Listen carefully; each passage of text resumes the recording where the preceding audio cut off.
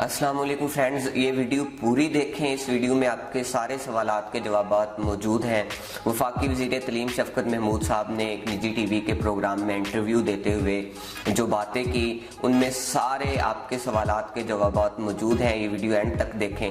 जब उनसे पूछा गया कि तुलबा को प्रमोट करना क्यों ज़रूरी था और कौन से तुलबा हैं जो प्रमोट हुए हैं और कौन से तुलबा हैं जो प्रमोट नहीं हुए, आइए जानते हैं उन्हीं की ज़बानी वफाकी वज़ीर तलीम शफ़क़त महमूद साहब क्या कहते हैं। वो दो अहम फैसले थे। एक तो ये था कि स्कूल और जितने भी तालीमी इदारे थे वो 15 जुलाई तक बंद कर दिए, और दूसरा ख़ास तौर पे 9वीं से लेकर 12वीं तक जो बच्चे थे उनके बारे में फ़ैसला किया हमारी रिकमेंडेशन पे। और वो फ़ैसला किया कि इम्तिहानात जो हैं वो नहीं होंगे, और क्योंकि इम्तिहानात नहीं होंगे फिर हमें एक फार्मूला बनाना पड़ेगा कि जिसके तहत बच्चों को प्रमोट किया जा सके। और वो इम्तिहानात क्यों नहीं होंगे? इसलिए कि बच्चों के मामले में हम रिस्क नहीं ले सकते। 40 लाख बच्चों ने इम्तिहान देना था, और वो 40 लाख बच्चे जो है, चाहे जितने मर्ज़ी भी आप SOP बना लेते, वो 40 लाख को मैनेज करना और इतने महीनों के बाद बच्चों का इकट्ठे होना, तो वो हमें बहुत ख़दशात उसमें नज़र आ रहे थे, इसलिए हमने पोस्ट की। अब क्वेश्चन आया कि अगर हमने मुलतवी कर दी हैं तो अब इसको बच्चों को तसलसल कैसे काम रखा जाए। आफ्टर ऑल बच्चों ने यूनिवर्सिटी में भी जाना है, प्रमोट भी होना है वगैरह। तो हमने कुछ फ़ैसले किए। जो फ़ैसले किए मैं मुख्तसरन अगर आपको टाइम हो तो बता सकता हूँ। पहला तो फ़ैसला उनके बारे में है जो कि 9वीं में थे और 11वीं में थे और उन्होंने इम्तिहान देना था लेकिन वो इम्तिहान नहीं दे सके जी। उनको सबको हमने प्रमोट कर दिया बगैर इम्तिहान के। बगैर इम्तिहान, ठीक है। और उसमें प्राइवेट स्टूडेंट्स जो भी सब, ये जो आपका ऐलान है ये सरकारी स्कूलों के अलावा प्राइवेट स्कूलों पे भी मुंतबिक होता है? सब पे है, ठीक है। कि 9वीं से लेके 9वीं और 11वीं में जो उनका इम्तिहान होने वाला था और जो नहीं हो सका वो सारे प्रमोट हो गए। फ्रेंड्स, यहाँ तक क्लियर हो गया कि 9th और 11th के 9वीं और 11वीं के सभी स्टूडेंट्स जो हैं वो प्रमोट हो चुके हैं, और उनके जो मार्क्स होंगे वो जब वो 10वीं 9वीं वाले जब 10वीं का इम्तिहान देंगे और 11वीं वाले जब 12वीं का इम्तिहान नेक्स्ट ईयर देंगे, तो उस हिसाब से जितनी परसेंटेज उनके मार्क्स की आएगी उतनी ही परसेंटेज इनको पार्ट फर्स्ट के मार्क्स की दे दी जाएगी। ठीक है। उसके बाद अगले साल ये बच्चे जो हैं ये 10वीं और 12वीं का इम्तिहान देंगे, और जो उनका 10वीं 12वीं का रिज़ल्ट होगा उसकी बुनियाद पे उनका जो पिछला इम्तिहान नहीं हुआ उसका भी रिज़ल्ट कैलकुलेट कर लिया जाएगा। अच्छा, ठीक है। सो एक कैटेगरी ये होगी। दूसरी कैटेगरी वो हो गई कि जिन्होंने 9वीं और 11वीं तो पास कर ली थी लेकिन अब वो 10वीं और 12वीं का इम्तिहान देने के करीब थे, अब वो इम्तिहान नहीं हुआ, तो फिर क्या किया जाए?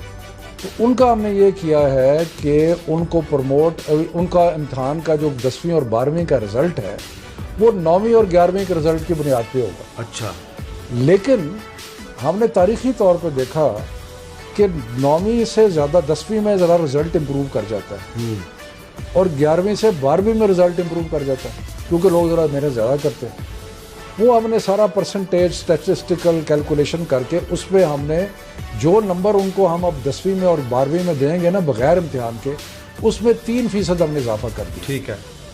ताकि जी ये मसला जो है, लेकिन उस पर शर्त ये है कि ये जो हमने कि इन्होंने सारे मजमून 9वीं में और 11वीं में सारे मजमून पास किए हों। अगर सारे मजमून पास नहीं किए तो फिर वो उस पर नहीं होगा। उनसे सवाल किया गया 10वीं और 12वीं के स्टूडेंट्स का क्या होगा, तो उसमें उनका कहना ये था कि जो 10वीं के स्टूडेंट्स हैं वो भी प्रमोट हो जाएंगे और जो 12वीं के स्टूडेंट हैं वो भी पास हो जाएंगे, बशर्ते कि वो स्टूडेंट्स जिनकी 3 या 3 से ज़्यादा सप्ली है 9th में या 11th में, वो प्रमोट नहीं होंगे, उनको स्पेशल एग्ज़ाम देना पड़ेगा। और जो प्रमोट होंगे स्टूडेंट, जो सभी जिनकी कोई सप्ली नहीं है और जो पास है सभी सब्जेक्ट में 9th में और 11th में, उन स्टूडेंट्स को वो 3% ग्रेस मार्क्स देकर वो पास करेंगे।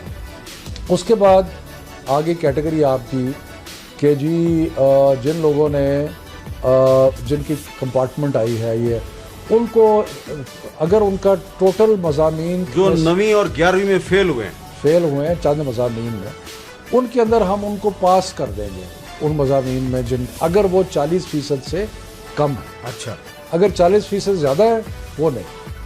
सो अगर टोटल मज़ामीन, अब इतना हिसाब मुझे भी करना पड़ेगा कि अगर 10 मज़ामीन है और आपने 4 में फ़ेल हो गए, उस हद तक तो हम आपको पास कर सकते हैं।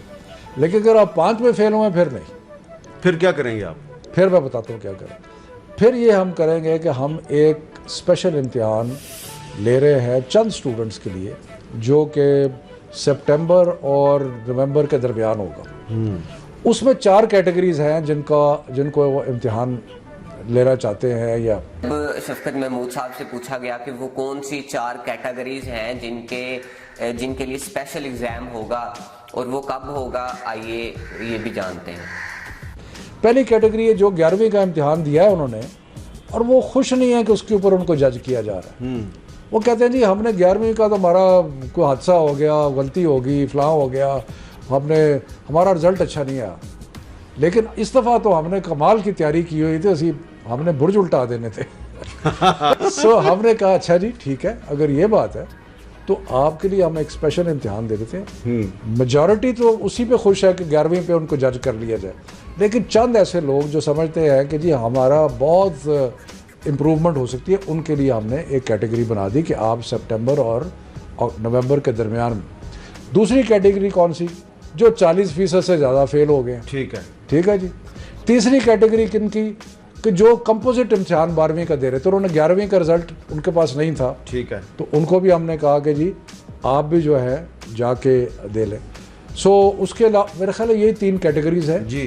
शायद या एक कैटेगरी कोई और है।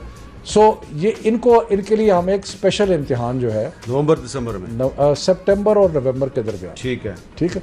HEC से हमें थोड़ा सा, क्योंकि ये थोड़े बच्चे होंगे, बहुत ही थोड़े बच्चे होंगे, यूनिवर्सिटीज़ के अंदर सेमेस्टर सिस्टम है, तो अगर वो सितंबर के या अक्टूबर के जिसको फॉल सेमेस्टर कहते हैं उसमें नहीं आ सके तो वो अगले सेमेस्टर में अब जब उनसे सवाल किया गया कि आया कि ये जो ऐलान आपने किया है, क्या ये सिंध, पंजाब, KP, आज़ाद कश्मीर, बलूचिस्तान, गिलगित बल्तिस्तान, क्या ये सब में एप्लीकेबल है या नहीं, तो उन्होंने क्या जवाब दिया, ये भी सुनते हैं। बहुत अच्छा सवाल है, इसलिए कि हमने जितने भी तालीम के मैदान में फ़ैसले किए हैं हमने सारे मुतफ़िक़ा तौर पे किए हैं। आज हमने तकरीबन 2 घंटे इंटर प्रोविंशियल सूबाई वज़राए तालीम की कॉन्फ्रेंस की, उसमें ये सारी चीज़ें रखी गई, सारी चीज़ों के ऊपर तफसीलन बहस हुई और उसके बाद मुतफ़िक़ा फ़ैसला किया। सईद गनी साहब ने आपसे इत्तेफाक, सईद गनी साहब भी मौजूद थे वहाँ पे, उन्होंने मुकम्मल इत्तेफाक किया। KP के वज़ीर आज नहीं आ सके, उनके सेक्रेटरी मौजूद थे।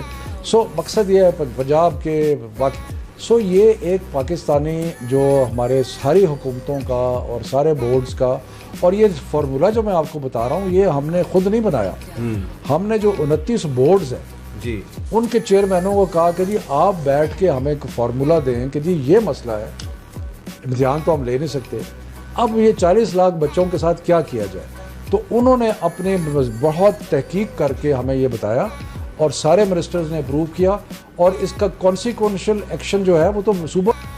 यहाँ तक तो क्लियर हो गया कि तमाम सूबे इस बात पे मुत्तफिक हैं कि तुलबा को प्रमोट कर दिया जाए, सिवाय उन चंद तुलबा के जो 4 कैटेगरी के तुलबा हैं। नंबर 1 जिन्होंने इम्प्रूवमेंट करनी थी, नंबर 2 जिन्होंने कंबाइन और प्राइवेट जिन्होंने दाखिले भेजे थे कंबाइन के, और वो भी स्पेशल एग्ज़ाम देंगे। और इसके अलावा वो तुलबा जो 40% से ज़्यादा फेल हुए हैं 11th में या 9th में, वो तुलबा को भी स्पेशल एग्ज़ाम देना होगा। और इसके अलावा उन तुलबा को जो चाहते हैं कि जिनके 9th में मार्क्स या 11th में मार्क्स कम आए थे, वो चाहते थे कि नहीं हमने तो ज़्यादा मेहनत करनी थी, 12 में हमने तो और ज़्यादा मार्क्स लेने थे, हमें उतनी परसेंटेज नहीं चाहिए, हमें 3% ग्रेस मार्क्स भी नहीं चाहिए। तो उनके लिए भी बोर्ड जो है वो एक तरीक़ेकार वज़े करेगा और वो भी स्पेशल एग्ज़ाम दे सकते हैं। अब ये स्पेशल एग्ज़ाम कैसा होगा और कब होगा, ये तो बोर्ड ही बताएगा, लेकिन ये कैसे हो सकता है, किस तरह का स्पेशल एग्ज़ाम हो सकता है, इसके बारे में अगली वीडियो में इंशाल्लाह बात करेंगे।